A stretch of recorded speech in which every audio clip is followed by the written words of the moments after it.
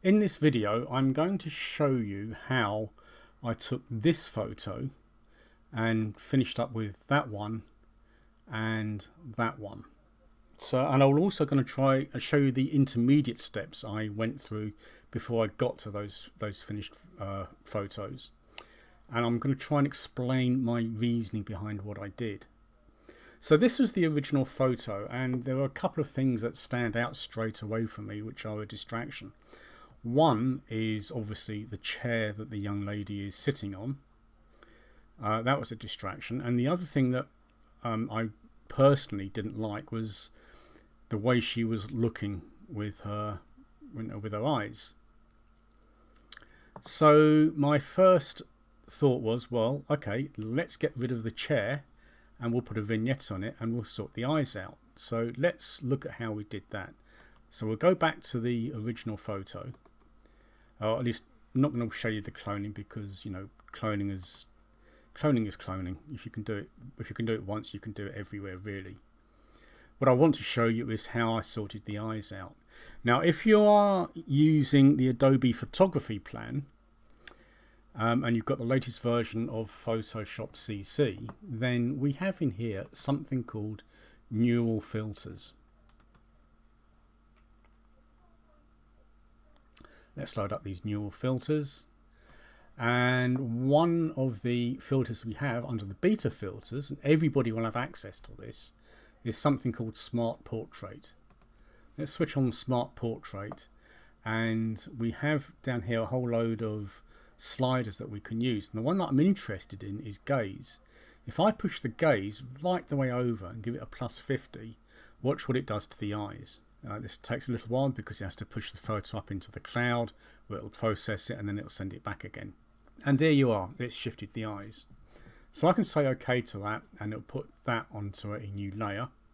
So now we can just toggle that on and off and you can see what it does to the eyes. And I think that looks much more engaging. Now the other thing that I did to this was I then flattened this image and I went back into the neural filters. And the other filter that we have in here is actually not a beta, but it's actually supplied, is skin smoothing. And what this will do is it just smooths out all the wrinkles in the skin. It blurs various things, and you can play around with this and adjust the blur and the smoothness. I think I did that a little bit. And then we can then say OK to that as well.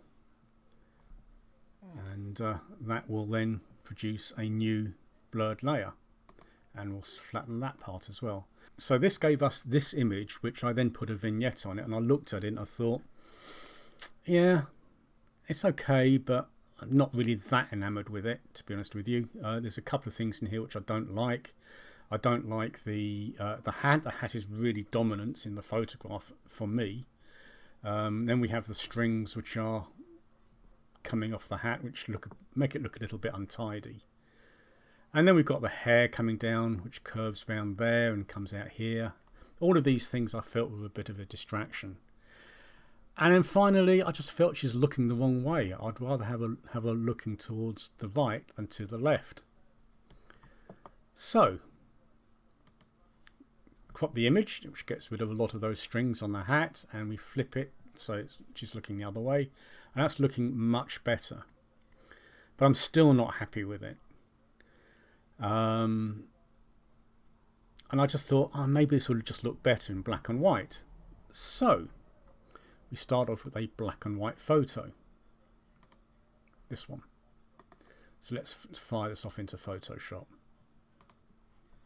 And I can show you what I did to actually tidy some of these things up. And then I'll also explain why I still wasn't happy with what I had. So we started off with a photo. I then ran through the neural filter to soften the face again. That unfortunately sharpens the eyes. Let me just change my brush so we're using something not as distracting as a cloud. There we go. Also softened the eyes, so I put a new empty layer on here, and then with the sharpen brush, which is under here, sharpen, I just brushed in over the eyes just to sharpen them up a little bit. And I just felt, yeah, this subject might be a little bit on the cold, on the cold side, and the background might be too warm. I wanted to help try and get some separation here. So I just put a solid colour layer on top of this with a pale yellow colour. Set my blend mode to linear light and drop my fill down to 8%. And this just helped warm the photo up a little bit. And then I just put a mask on it just so I just affected her. But the background still felt a bit warm, so I put a blue tint to it. And that, I thought, yeah, that's getting there, but still not really right. And the hat is still a problem for me. So my first thought then, well, let's just tone down the hat. So I think we went into the yellows here. And I pushed the saturation up, which might seem a bit counterintuitive. But the reason for doing it is so when I go and make it a black and white photo, the conversion will have a greater impact on the hat than it will elsewhere. Background is still a bit bright, so we'll just darken that background down a bit. And then I started to look at the hair here. So we've got hair coming out here. It's quite bright, then it goes dark because it's on the background, and then it curls round into the mouth or comes down here towards the bottom of the photo. And then we've got the hair here, which takes you outside. This part of the shoulder is a bit bright, and you know, we've got some highlights in here as well. So I created a new blank layer and I started to clone those out. So we got rid of that dark strand of hair here. We've still got some issues with the hair in there. And then we ended up creating a black and white layer. So from that I created a new stamp layer just by pressing Control Shift Alt and E, or Command Shift Option E on a Mac. And here I cloned out the hair. So let's just get rid of these conversions. So I just cloned out some of the hair in here. We've still got this curved bit, which is annoying, and we've got the hair coming out here. But that was my starting point. And then I thought, well, actually, I'd like to try and make this kind of a photo in the style of the 1940s film stars. So I added the autumn effect to this photo, just to add a bit of a glow. Again, we've still got the problem with the brightness in this shoulder here. So we'll just tone that down. Let me just toggle that so you can see what it's doing. And then I put a gradient map on here.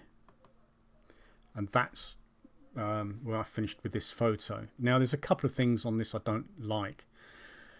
Okay, first of all, let me explain why I use a gradient map rather than a black and white adjustment layer. What a gradient map does is you apply a gradient to the photo, but the darkest tones in the image with this particular gradient will go to black and the lighter tones will go to white. And it gives me more control, I find, by using a gradient map than it does using the black and white adjustment layer. And the reason being is because I can put a hue and saturation layer under this, and I can start really pushing colours into areas they don't really want to go to get a better black and white. Whereas the black and white adjustment layer, all it will do is adjust luminance of different colours. But by using a gradient map and a hue and saturation layer, I can adjust the hue, I can adjust the saturation, and I can adjust the luminance, as well as defining where the tones are. Not only that, if I decide that I want to give this a bit of a blue tone, if we just push this into the blue area, it's probably too much. Something like that, and then I can go into here and we can push this into a yellowish area. Maybe something like that. Not that's too much.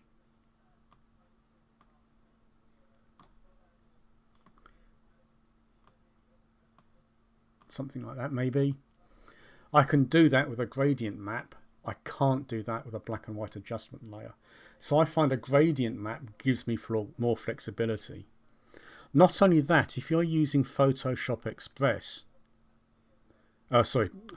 Elements, you don't have a black and white adjustment layer, but you do have a gradient map and you do have a hue and saturation. So that's where I was, and I started to look at this a bit critically. And there's a couple of things in here I don't like. For example, it looks really cut out and just stuck onto a background. You know, if you look around this area here, it looks cut out. We've still got the distraction of the hairs. This looks really sharp and cut out. It looks quite sharp around there. There's a few things in here I don't like. Not forgetting that we've got highlights still coming through from the background. So I then thought, okay, well, let's try and sort some of these out. So come on to this version.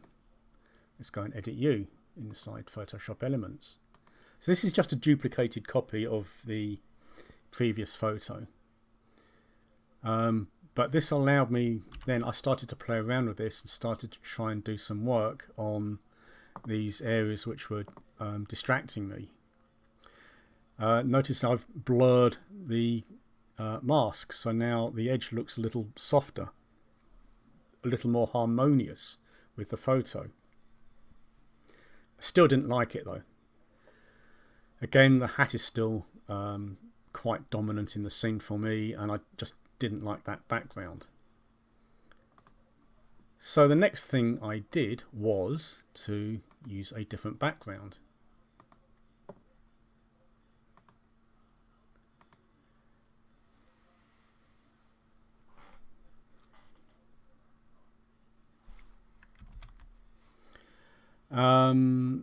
So let me just switch some of these off and we can go through this in more detail.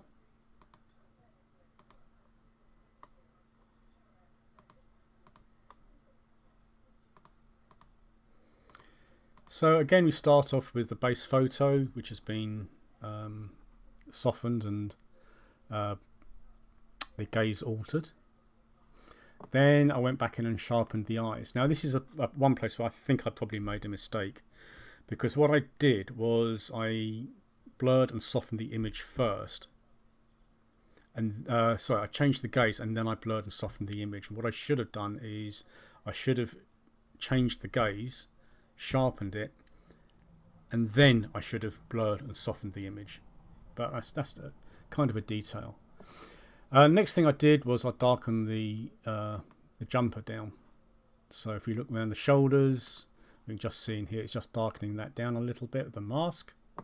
I just used a curves layer on this, on the red channel, and so we just found out by using the targeted adjustment tool, and I can just go in here and I can pick.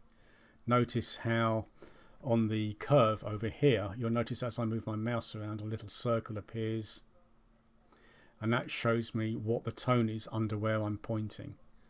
And so all I did was I just pushed the tone up just to try and balance out the tones here, and it makes more of a difference when we convert it to black and white. And then I also pulled the black point in just to add a little bit more contrast. So at the moment it looks a little bit funky. Then we used another curves, just put a slight S-curve on there to add a little bit more contrast. Remember, we're going to go black and white on this, and black and white photographs like contrast. They also actually incidentally like colour as well. So the next thing I wanted to do was to darken the photo. So again, I just used another curves layer. I could equally have used levels or a brightness and contrast layer, and all I've done here is I've just darkened the midtones and the highlights just to take some of the edge off.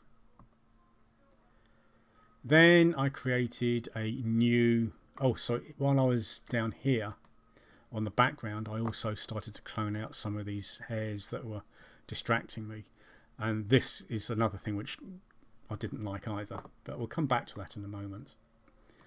Create a new stamp layer, and this time I'm just going to blur the hat. So that's all I've done here. It's just blurring the hat, just to try and take the edge away from it, trying to stop you from looking at that, which was really quite, I just didn't like it, basically. Then we added the Autumn effect, making sure that we don't touch the eyes. I don't want the eyes to go too soft.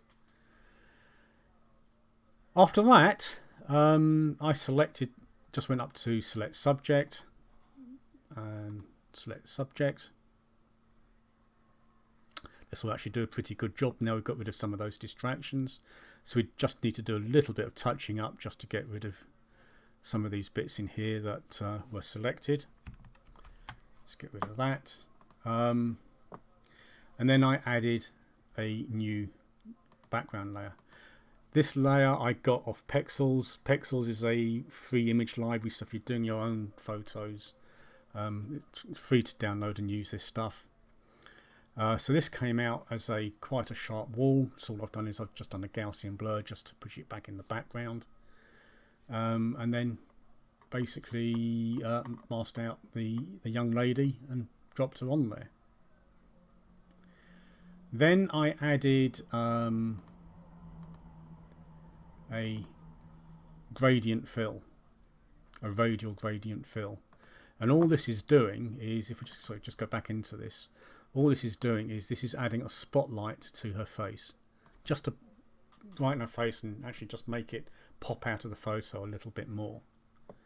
So to add that, all I did was I went to here, gradient, chose a radial gradient with a black and white mask. We need to invert this. I also increased the size, I think, if I remember rightly. We'll say OK to that, and then we just change the blend mode to linear light. And I've now got a spotlight that if this is active, I can then drag that spotlight around. Let's get rid of that, don't want you. But again, mask out the hat because I don't want the spotlight to be on the hat. Next thought was, okay, let's darken that hat. So another curves layer, just in the highlight area. We can see in the histogram here, the highlights are quite bright, so we just pull the highlights down just to try and darken the hat. What I'm trying to do here is to remove people looking at that quite dominant feature. I want you to look at the face and not at the hat. Next thing is I added a hue and saturation layer. This is to do the eyebrows, and the reason is because I put a black and white gradient map on there first, and I just felt the eyebrows were a little bit contrasty, so I just changed the tone of those eyebrows to green, just to take the edge off them and make them look less impactful. That's what I did with that, and I thought, yeah, okay, that's not bad, that's nearly there, but I just didn't like the hair down here. I just didn't like it. It just looked really wrong. So back inside Lightroom was I then cropped it. If we go into the develop module, so we start off like this, and I then just went through this and just ended up cropping it just to diminish the impact of the hat. You notice I've got a thing about the hat, and to get rid of the straggly hair that I'd left after I'd been cloning stuff out. So had I thought about where I was going to end up, I could have saved myself a whole load of cloning that I had to do. Now, this was probably the last photo, in fact I think this was the last photo I did before the competition. This was uploaded fairly early on the Sunday before the competition because I was going out for the day. But there's still a few things in here which I find distracting, and you might say I'm nitpicking here, but nevertheless I'm going to tell you anyway. So we've got these few strands of hair coming down through the face, over the neck, down here over the jumper, this strand of hair coming down here over the hair's coming down, that one's going almost at right angles to them. Those are a few things that I would like to touch up if I'd had the time, but I just had to get something in. And that's it really. That's what I did on this photo. There's a lot of steps that I went through to come from this original one. I tried lots of different things before I ended up with this. And it's not unusual for me to have several versions of a photo on the go at any one time before I finish up with the image. So that's the black and white version. So the other version of this photo that I did was this pop art version. I've always been a fan of pop art. I've always liked it. So this is how we did it. So I started off with this photo, which I then fired off into Photoshop, which is here. First of all, to use some of the features in here, we need to convert the image into from a 16-bit image, which is how it would come from Lightroom, to an 8-bit image, so I can get into the filter gallery. So I went to mode and then just converted it to 8 bits per channel. Then I converted this to a smart object because I'm going to use a smart filter on this. And on here, all I did was I went into the filter gallery and we chose, all I did was I chose poster edges. So with pop art, we don't want a lot of fine detail. We actually want to make it look a bit posterized. If you look at Andy Warhol's prints of Marilyn Monroe, for example, those were basically screen prints. And so they're actually quite flat images, and it's all about the colour in here. So all I did was I went into artistic and I chose poster edges, and then I just set the edge thickness to 2, edge intensity to 1, and the posterization to 2. And that gives me this effect that we're seeing here. Then after we've done the filter gallery, what I did was I added a new posterize adjustment layer, and then in here all I did was set the levels to 4, which further reduces the depth of the photo. And then it's a question of, so one last thing I did was I then added a new threshold layer, adjustment layer, to convert it to black and white. We want a grayscale image basically. And then it's just a question of adding or painting with the creating a solid color layer and then just masking out the areas where you don't want the effect to apply.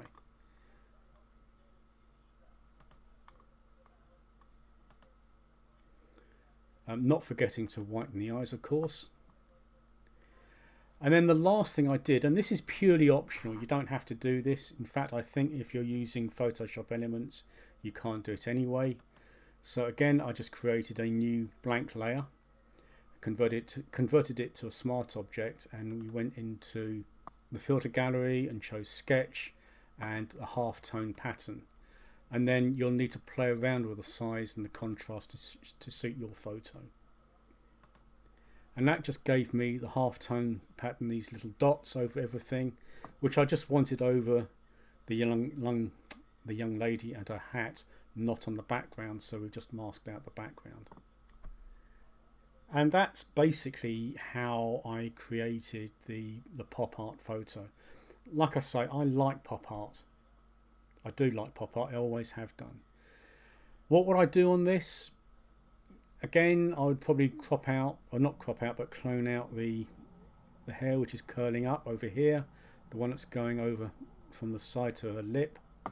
I'd probably do something about the hair over this side here, which is a bit messy. But the beauty of doing a pop art photo on something like this is you do not need to be super accurate with your masking. Andy Warhol was using screen printing when he was doing his photos, and screen printing is not an accurate process. So if you do go over the edges here, it just helps with the illusion. You don't need to be super accurate. And yeah, and that's how I created the pop art version of the two images, the black and white version of this young lady or this version. I prefer the pop art. Like I say, I've always liked pop art. It's I just don't get to do it enough. So there you go. I hope you found this useful.